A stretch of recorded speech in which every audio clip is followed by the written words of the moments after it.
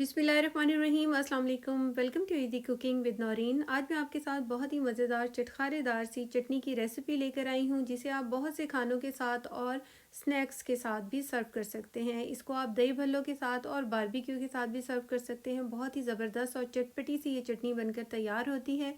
बहुत छोटी सी रेसिपी है लेकिन बहुत काम की रेसिपी है। ज़रूर फुल वॉच कीजिएगा और इसको बनाइएगा। झटपट बनकर तैयार हो जाती है और खाने के मज़े को दुबाला कर देती है। इसको आप बनाकर तकरीबन महीने भर के लिए स्टोर भी कर सकते हैं। आइए अब हम अपनी मज़ेदार सी रेसिपी को बनाना शुरू करते हैं। यहाँ पर मैंने 3 अदद टमाटर ले लिए हैं, जिसमें 2 अदद छोटे और 1 अदद बड़े साइज़ का है। आप चाहें तो 4 अदद छोटे साइज़ के टमाटर भी ले सकते हैं। 10 से 12 तीखी हरी मिर्चें ली हैं। 1 अदद मैंने अदरक का टुकड़ा लिया है 2 इंच का, और 1 पाउच मैंने लहसुन का ले लिया है। इसमें से 7 से 8 जवे लहसुन के हम इस्तेमाल करेंगे। एक बड़े साइज़ का मैंने लीमू लिया है, इसका हम सिर्फ जूस निकाल कर इस्तेमाल करेंगे।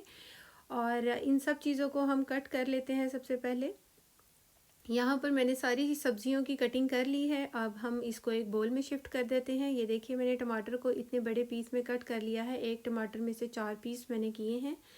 और इसी तरह से मैंने हरी मिर्चों की भी कटिंग कर ली है।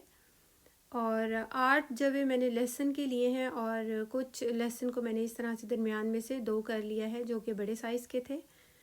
और 2 इंच का मैंने ये जो अदरक का टुकड़ा लिया था, इसको भी काट लिया है। और अब हम लेमन जूस भी ऐड कर देंगे। 1 टीस्पून अब हम इसके अंदर नमक ऐड करेंगे। 1 टीस्पून सफ़ेद ज़ीरा ऐड करेंगे। भुना हुआ ज़ीरा है, टेस्ट बहुत अच्छा आता है। और यहाँ पर ये राई दाना है, इसको भी मैंने 1 टीस्पून लिया है, इसे ऐड कर देंगे। 1 टीस्पून कुटी हुई लाल मिर्च ऐड करेंगे, टेस्ट बहुत अच्छा आता है कुटी हुई लाल मिर्च से। एक बड़ा बंच हरा धनिए का था, जिसको मैंने साफ़ करके अच्छी तरह से पानी से धो लिया है, और इसको मैंने कट कर लिया है छोटे पीस में, ताकि आसानी से हम इसको पीस सकें। इसको भी ऐड कर देंगे।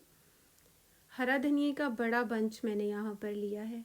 और इसी तरह से मैंने पुदीने का भी बड़ा बंच लिया था, और इसकी भी पत्तियों को मैंने अलग कर लिया था, और इसको अच्छी तरीके से मैंने वॉश कर लिया है। और अब हम जो है इसको पीस लेंगे। यहाँ पर मैं इसको जो पीसने के लिए हैंड ब्लेंडर का इस्तेमाल कर रही हूँ, इसलिए मैंने सारी चीज़ें बोल में डाली हैं।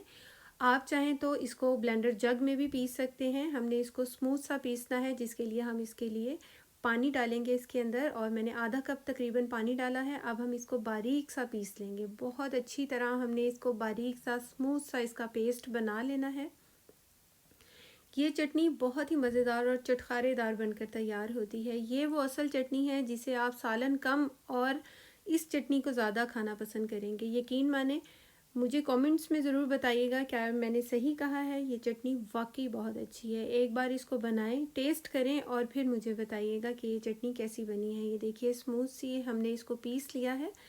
और अब मैं इसको टेस्ट कर लेती हूँ कि नमक वगैरह इसका ठीक है। ये बिल्कुल परफेक्ट तैयार हुई है, बहुत ही मज़ेदार।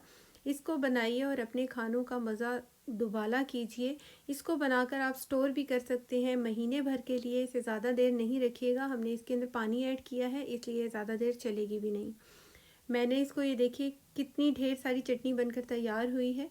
और इसको आप बहुत से खानों के साथ सर्व कर सकते हैं। बहुत ही मज़े की लगती है। होपफुली आपको मेरी रेसिपी ज़रूर पसंद आई होगी। Thanks for watching. अल्लाह हाफिज़।